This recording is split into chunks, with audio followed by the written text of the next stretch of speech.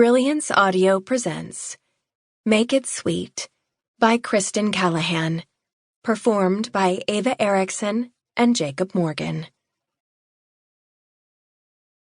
I was 5 years old when I told my parents I wanted to fly. My parents, I'd come to learn, would do anything within reason to make me happy. They took my plea at face value and arranged for us to go on a small plane ride. "Well," my dad asked me as we sat in the back seat of that loud, vibrating plane, "how does it feel to fly?" It was nice and all, but I was just sitting there. The plane was flying, not me. Perplexed, they let the matter drop, but I didn't. I yearned to fly. Deep within my bones, I needed it, though I couldn't say exactly why. Problem was, I didn't know how to achieve that goal. 2 years later, my dad signed me up for hockey lessons on a whim. I laced on a pair of skates and learned. I got stronger, better, faster. That was when I figured it out. It wasn't in the air that I'd be able to fly, it was on the ice. Ice. I loved the ice. To me, the ice was a mistress. Cruel, cold, beautiful, brutal, essential. I knew her intimately. Her crisp scent, her relentless chill, the various sounds she made, the smooth support she provided as I twisted and glided over her body. I loved her from the first skate. She set me free, gave me purpose. When I was on the ice, I was flying. Not that floating, disconnected flying, but speeds so slick and fast you were no longer flesh and bone, but something else. A god. I loved flying over ice so much I might have taken a different path, become a speed skater maybe. And sometimes, on off days, I'd go out there and do just that, skate faster and faster around the ice. But simply skating didn't provide the challenge I needed. Hockey did that. God, I loved hockey. Every damn thing about it, the clap of my stick against the ice, the resonance of connecting with the puck. The game spoke to me, whispering in my ear even when I was asleep, my body humming as though I was still on the ice. I saw the patterns, the plays, I made them happen, coaxed them out.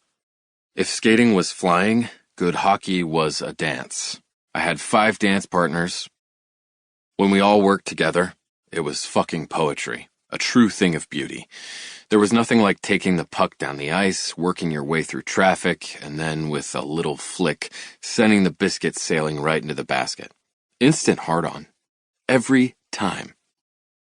Hockey defined me. Center, captain, 2-time Stanley Cup winner.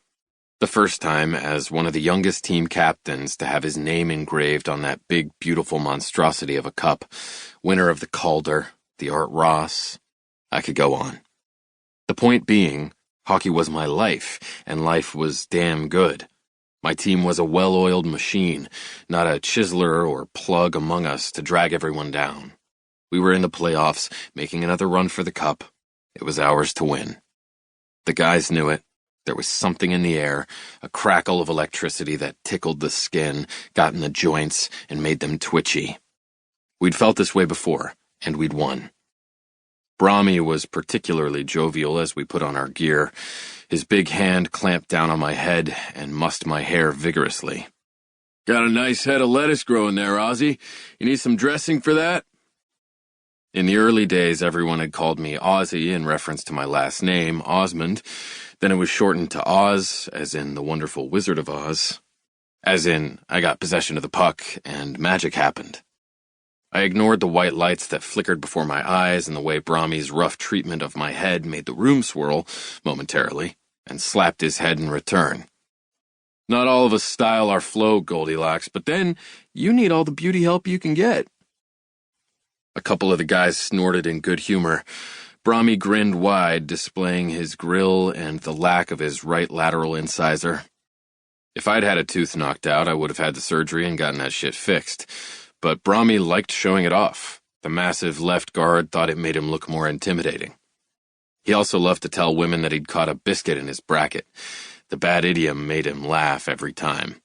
Women fell for his goofball act, so I wasn't going to argue with his methods.